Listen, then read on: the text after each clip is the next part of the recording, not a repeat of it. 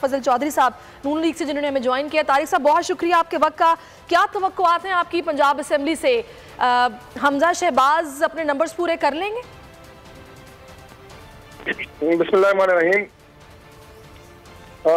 देखिए, पंजाब असेंबली में जो सूरत हाल जो है वो इंशाल्लाह काफ़ी हौसला बख्श है, हौसला अफजा है और हमें पूरा यकीन है कि इंशाल्लाह ताला हमारे नंबर जो हैं वो पूरे हो जाएंगे। काफ़ी सारे मेंबरान जो जिस तरह आपने देखा है कि मरकज़ में भी बहुत सारे मेंबर कौमी असेंबली जो हैं मेंबरान उनकी हुकूमत के साथ बहुत ज़्यादा गिले शिकवे, बहुत ज़्यादा नाराज़गियाँ उनकी पॉलिसी की वजह से, और वहाँ पे इमरान खान साहब खुद ज़ाहिर है प्राइम मिनिस्टर थे। और पंजाब में तो आप जानते हैं कि अगर पूरे पाकिस्तान में सबसे अगर बैड गवर्नेंस किसी सूबे की नज़र आती है तो वो आपको उस्मान बुज़दार साहब की रजीम नज़र आती है।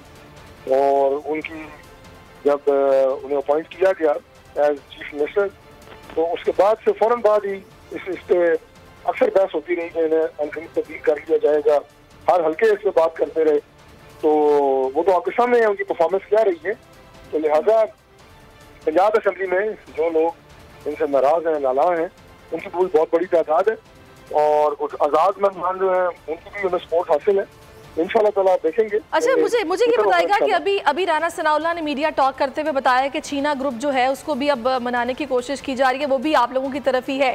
तो आप लोगों की ये सेटलमेंट उनसे हुई किस तरह है? क्या उनकी तरफ से मुतालबा किया गया? क्या आप लोगों की तरफ से दिया गया? किस तरह आप लोगों ने मनाया उन्हें? फिर देखें, ये तो जाहिर है जो भी मेंबरान होते हैं उनके सबसे अवलीन तरजीह उनके अपने हल्के होते हैं, उनके अपने हल्कों होते हैं और उन्हें इस बात की यकीन दिलानी चाहिए होती है कि हमें प्रॉपर आप ये कहें कि अपने मसाइल के हल के हवाले से प्रॉपर ख्याल रखा जाएगा, उनकी चीज़ों को हल किया जाएगा।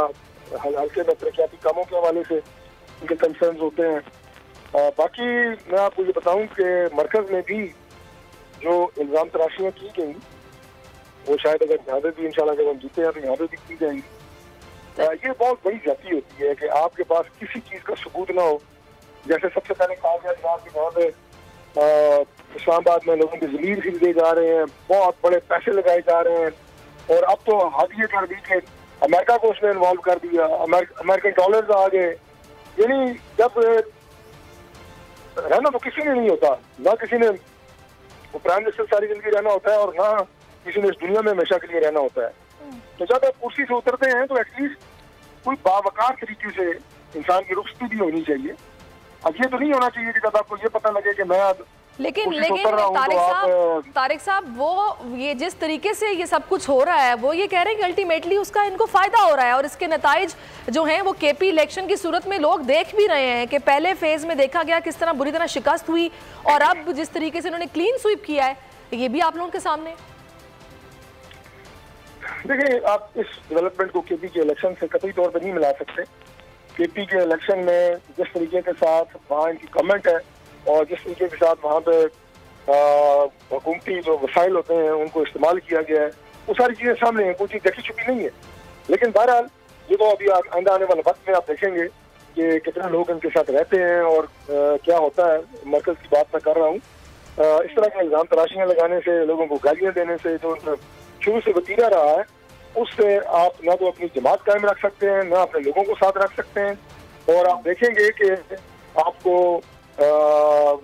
मुझे बड़ा है आप ये कहें कि सियासी पेशगोई आप इसे कह लें, पीटीआई आपको जमात की शक्ल में इसका कायम रहना भी मुश्किल हो जाएगा।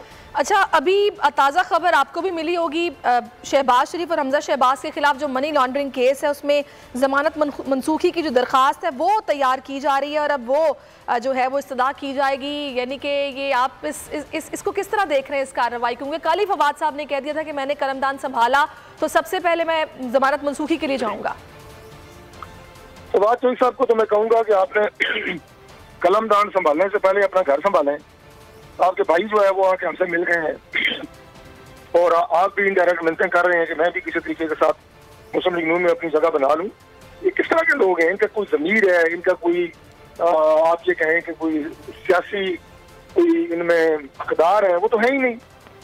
तो ये बस आप ये कहें कि ऐसे मैं कहना नहीं चाहता लेकिन बिकाऊ टाइप लोग होते हैं, एक जमात में फिर दूसरी में, फिर अब इमरान खान साहब की खुशनुदी के लिए वो हर कदम उठाएंगे। जैसे इमरान खान साहब अपने मनसब से फारिग होते हैं उसके बाद वो किसी दूसरी जमात में शामिल हो जाएंगे।